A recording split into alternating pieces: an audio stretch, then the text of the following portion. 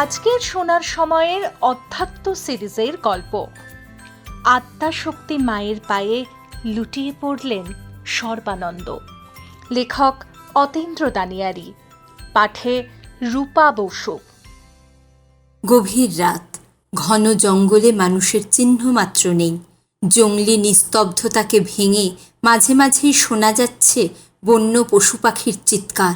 যে মানুষটার কোলে পিঠে চেপে সর্বানন্দ শৈশব পেরিয়ে যৌবনে এসেছেন, সেই পূর্ণানন্দের নিষ্প্রাণ দেহটাই আজ সর্বানন্দের তন্ত্র সাধনার প্রধান উপকরণ। যত কষ্টই হোক, তাকে সিদ্ধিলাভ করতেই হবে। সব বাধা বিঘ্নকে পেরিয়ে পৌঁছতে হবে সাধনার শীর্ষবিন্দুতে। এই কঠিন সংকল্পের মূলে রয়েছে এক আত্মাহুতির কাহিনী। সর্বানন্দের তন্ত্র সাধনার জন্যই জীবন উৎসর্গ করেছেন তার ছেলেবেলার খেলার সাথী পূর্ণানন্দ। পূর্ণানন্দের প্রাণহীন দেহের ওপর বসে সর্বানন্দ সাধনায় বিভোর, কোনো বাহ্য জ্ঞান নেই।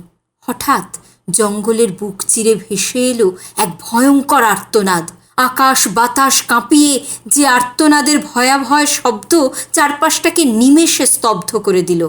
ঠিক তারপরই শুরু হলো এক পৈশাচিক তাণ্ডব। সর্বানন্দের সাধন ক্ষেত্রের আশেপাশের বড় বড় গাছগুলো মড়মড় করে ভেঙে পড়তে লাগলো। চারিদিকে যেন ভূমিকম্প হচ্ছে। কিছুক্ষণের মধ্যেই ভূত, প্রেত, পিশাচ ও ডাকিনী যোগিনীরা সর্বানন্দকে ঘিরে তাণ্ডব নৃত্য শুরু করল। সর্বানন্দ নির্বিকার। চারপাশে ঘটে যাওয়া ঘটনার সঙ্গে তার যেন কোনো সম্পর্কই নেই। সব কিছুর মধ্যে থেকেও সে যেন সব কিছুরই ঊর্ধ্বে। কিছুক্ষণ ওই তাণ্ডব চলার পর হঠাৎই চারপাশের পরিবেশটা বদলে গেল। শুরু হলো প্রবল ঝড়। আকাশ কাঁপিয়ে তীব্র শব্দে বাজ পড়তে লাগলো। মনে হচ্ছিল কিছুক্ষণের মধ্যেই সব কিছু ধ্বংস হয়ে যাবে। একসময় সেই প্রবল ঝড় বজ্রপাতও থেমে গেল। শুরু হলো অদ্ভুত এক মায়ার খেলা। অমাবস্যার অন্ধকার ভেদ করে চারিদিকে ফুটে উঠল প্রভাতের আলো। শুরু হলো সুন্দরী পরী অপ্সরাদের নৃত্যগীত।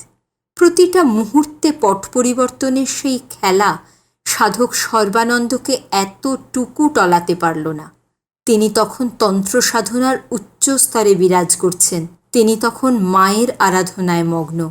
মাঝে মাঝে তার সাধনার সবাসন পূর্ণানন্দের মৃতদেহটি যেন জীবন্ত হয়ে উঠছিল। চিৎকার করে বলছিল, সর্ব, এই সব কুহকিনীর মায়াজালে ভুলিস না। এ সব কিছুই তোকে সাধনা থেকে বিচ্যুত করতে চায়। সাধক সর্বানন্দ সেই মায়াজালে ভোলেননি। নিবিড় একাগ্রতা ও গুরু প্রদত্ত মন্ত্রশক্তির জোরে পৌঁছে গিয়েছিলেন তন্ত্র সাধনার শেষ পর্যায়ে। সিদ্ধিলাভের দোরগোড়ায় দাঁড়িয়ে তিনি শুনতে পেলেন আদ্যাশক্তি মায়ের পায়ের শব্দ। দৈব আলোর জ্যোতিতে চারপাশ আলোকিত হয়ে উঠল। সর্বানন্দ দেখতে পেলেন জগজ্জননী মা ষোড়শী মহাবিদ্যা রূপে তার সামনে দাঁড়িয়ে আছেন। নিজেকে আর নিয়ন্ত্রণ করতে পারলেন না সর্বানন্দ। অনেক জন্মের পুণ্যের ফলে তিনি আজ জীবনের এই সন্ধিক্ষণে এসে দাঁড়িয়েছেন।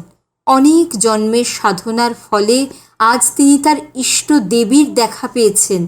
সর্বানন্দের দুচোখ বেয়ে নেমে এলো আনন্দাশ্রু। সিদ্ধিলাভের আশায় মায়ের স্তব করতে করতে সবাসন ছেড়ে জননীর রাঙা পায়ে লুটিয়ে পড়লেন মহাসাধক সর্বানন্দ। সন্তানকে আশ্বস্ত করে জগৎজননী বললেন, সর্বানন্দ, তোর সাধনায় আমি প্রসন্ন হয়েছি। বল, তুই কি বর চাস? পাগল ছেলে সর্বানন্দ হাত জোর করে বললেন, মা, তোমাকে চোখের সামনে দেখতে পাচ্ছি, এটাই আমার অনেক পাওয়া। আমার জীবনের লক্ষ্য পূর্ণ হয়েছে মা। তবুও যদি কোনো বর দিতে চাও, তবে যার আত্মত্যাগে আমার সাধনা সম্পূর্ণ হয়েছে সেই পূর্ণানন্দকে বর দাও মা। মায়ের কৃপা দৃষ্টি পেয়ে নিমেষের মধ্যেই পূর্ণানন্দের মৃতদেহটি জীবন লাভ করল।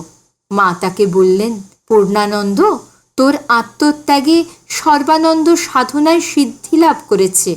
বল, কি বর চাস? পূর্ণানন্দ বললেন, মা, আমরা সাধারণ মানুষ।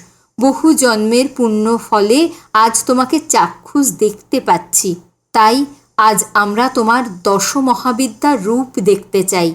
সঙ্গে সঙ্গে চারদিক আলোর জ্যোতিতে ভরে উঠল। পূর্ণানন্দ ও সর্বানন্দের চোখের সামনে এক এক করে মায়ের দশমহাবিদ্যা রূপ প্রকাশিত হতে লাগল। বিস্ময়ে হতবাক হয়ে দুজনে সেই অপরূপ দৈব রূপ দর্শন করলেন। এরপর মা বললেন, বলো পূর্ণানন্দ, তোমাদের আর কি মনোবাঞ্ছা আছে? পূর্ণানন্দ বললেন, মা, সত্যিই যদি কিছু দিতে চাও তবে আজ থেকে সর্বানন্দের গৃহে তোমাকে অচলা হয়ে থাকতে হবে। আর একটা কথা, জমিদার জটাধরের সভায় সর্বানন্দ মূর্খের মতো অমাবস্যা তিথিকে পূর্ণিমা বলে ফেলেছিল। সেই জন্য তাকে অনেক মান অপমান সহ্য করতে হয়েছে। সর্বানন্দকে রাজ্য থেকে তাড়িয়ে দেওয়া হয়েছে। তোমার ভক্তের কথার মর্যাদা তোমাকেই রক্ষা করতে হবে মা। আজ অমাবস্যা, জমিদার যেন দেখতে পায় আজ শেষ রাতটা পূর্ণিমার আলোয় উদ্ভাসিত হয়ে উঠেছে। মা সেদিন পূর্ণানন্দের সব কথা রেখেছিলেন। শেষ রাতে জমিদার জটাধরের হঠাৎ ঘুম ভেঙে গেল। তার কানে এলো সর্বানন্দের বলা কথা, আজ পূর্ণিমা, আজ পূর্ণিমা, আজ পূর্ণিমা। তারপর পূর্ণ চাঁদের আলোয় চারপাশ আলোকিত হয়ে উঠল। জটাধর তার ভুল বুঝতে পেরে আফসোস করতে লাগলেন। সেই দিন থেকে আদ্যাশক্তি মহামায়া চিরদিনের জন্য বাধা পড়ে গেলেন তন্ত্রাচার্য সর্বানন্দের সাধন ভূমিতে।